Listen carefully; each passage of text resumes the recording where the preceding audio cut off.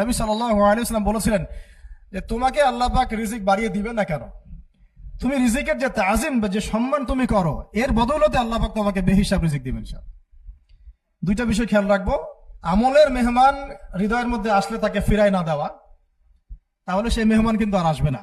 মেহমানকে মূল্যায়ন করলে মেহমান বারবার আসবে ইনশাআল্লাহ। আর রিজিকের তাজিম না করলে রিজিক কিন্তু আপনার ঘরে বেশি বেশি আসবে না। এমনি তো হারামের যুগ, এমনি সুদের যুগ, এমনি ঘুষের যুগ।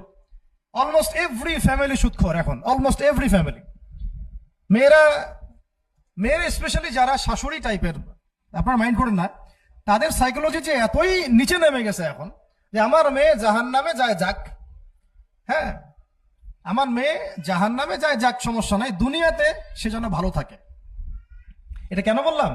একটা সুদখোরের ঘরে তুলে দিতে সে দ্বিধাবোধ করতেছে না, একটা দুর্নীতিবাজের ঘরে তুলে দিতে দ্বিধাবোধ করতেছে না, একটা ঘুষখোরের ঘরে তুলতে দ্বিধাবোধ করতেছে না, হ্যাঁ একটা মানে কি বলবো মাদক সেবী, ড্রাগ এডিক্টেড বা এই যে আর কি বলবো ফাসেক জালেম, এই ধরনের ঘরে উঠাই দিতেও সে দ্বিধাবোধ করছে না। পাঁচতলা বাড়ি চাই আমার মেয়ে পাঁচতলা বাড়ি থেকে সুখে থাকবে। এই যে সুখের ডেফিনেশন এখানে দিয়েছেন আপনারা। এই জন্য কত হাজার হাজার মেয়ের জীবন নষ্ট করে দিয়েছেন আপনারা। আমার কথা মাইন্ড করে না, হাজার হাজার মেয়ের জীবন মায়েরা নষ্ট করে দিয়েছে শুধুমাত্র মেয়েদের দুনিয়াবি সুখ এর সংজ্ঞাটা বুঝতে ভুল করার কারণে। এর নাম যদি সুখী হইতো তাহলে অমুসলিমরা সুখী না কেন? পশ্চিমারা সুখী না কেন?